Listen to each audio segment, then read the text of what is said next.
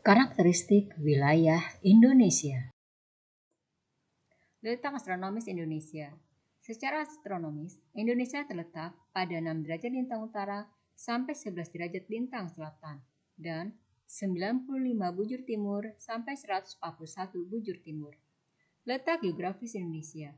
Secara geografis, Indonesia berada di antara dua benua besar, yaitu benua Asia dan benua Australia, serta Samudra Pasifik dan Samudra Hindia. Keuntungan letak geografis Indonesia. 1.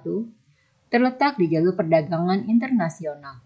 2. Terkenal sebagai negara agraris. 3. Memiliki tanah yang subur. 4. Menjadi negara maritim. 5. Memiliki keberagaman budaya. 6. Memiliki banyak destinasi wisata alam. Batas wilayah Indonesia.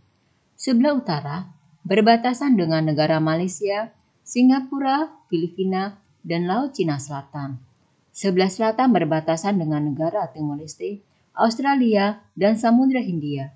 Sebelah barat berbatasan dengan Samudra Hindia. Sebelah timur berbatasan dengan negara Papua Nugini dan Samudra Pasifik. Provinsi di Pulau Sumatera.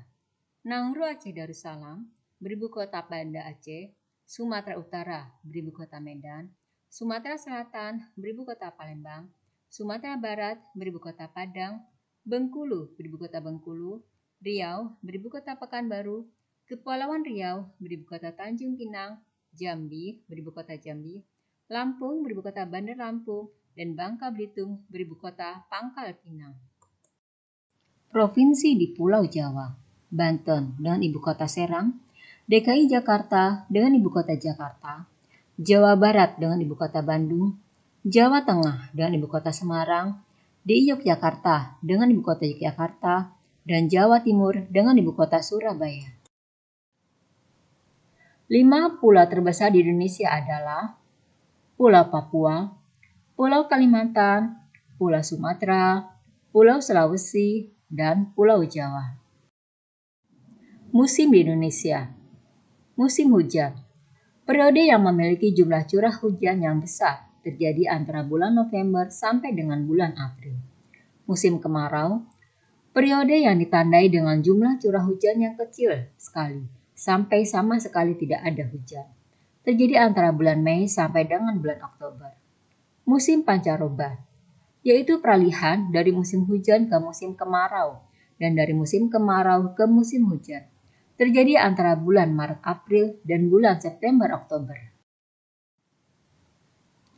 Kawasan Indonesia dilalui oleh 3 rangkaian pegunungan dunia, yaitu rangkaian pegunungan Mediterania, rangkaian Sirkum Pasifik, dan rangkaian pegunungan lingkar Australia. Gempa bumi. Gempa bumi merupakan peristiwa alam berupa getaran, guncangan, atau gerakan bergelombang pada kerak bumi yang ditimbulkan oleh tenaga dari dalam atau tenaga endogen. Selat. Selat adalah laut sempit yang menghubungkan dua pulau yang berdekatan. Seperti Selat Sunda menghubungkan antara Pulau Jawa dan Pulau Sumatera. Keragaman fauna di Indonesia. Alfred Russel Wallace, ilmuwan asal Inggris, membagi fauna Indonesia atas 3 wilayah, yaitu fauna tipe Asia, fauna tipe peralihan, dan fauna tipe Australia. Keragaman fauna di Indonesia. Fauna tipe Asia yaitu badak Jawa, gajah Sumatera, dan orang utan. Fauna tipe peralihan yaitu anoa, komodo, dan maleo. Fauna tipe Australia yaitu burung cendrawasih, kanguru, dan kuskus. Kependudukan. Penduduk adalah semua orang yang tinggal pada suatu wilayah dan terikat dengan aturan-aturan yang berlaku serta saling berinteraksi secara terus-menerus.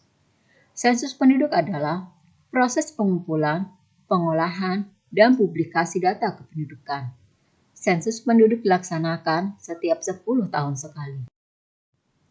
Penyebab kepadatan penduduk di Pulau Jawa. 1. Pulau Jawa memiliki tanah yang relatif subur. 2. Pusat pemerintahan atau ibu kota negara terletak di Pulau Jawa. 3. Kesempatan kerja dan lapangan kerja di Pulau Jawa relatif lebih banyak. 4. Sarana kehidupan lebih lengkap. Faktor penunjang kelahiran di Indonesia. 1. Banyak penduduk melakukan pernikahan pada usia muda. 2. Ada anggapan bahwa banyak anak, banyak rezeki. 3. Ada anggapan bahwa anak dapat membantu pekerjaan orang tua. 4. Anak merupakan penerus keturunan, terutama anak laki-laki. Negara agraris. Indonesia disebut sebagai negara agraris karena sebagian besar penduduknya bermata pencarian sebagai petani. Negara Indonesia memiliki tanah yang subur karena mendapatkan banyak sinar matahari dan curah hujannya cukup tinggi. Negara maritim. Negara maritim adalah suatu negara yang memiliki area laut yang lebih luas daripada daratan sebagai bagian dari wilayahnya. Interaksi sosial. Interaksi sosial adalah hubungan timbal balik antara individu dan individu, antara individu dan kelompok, maupun antara kelompok dan kelompok dalam masyarakat. Proses interaksi dibedakan menjadi dua, yaitu interaksi sosial secara langsung dan interaksi sosial secara tidak langsung. Ciri-ciri dataran tinggi. 1. Berada di atas ketinggian 500 meter. 2. Udaranya sejuk. 3. Tanahnya subur. 4.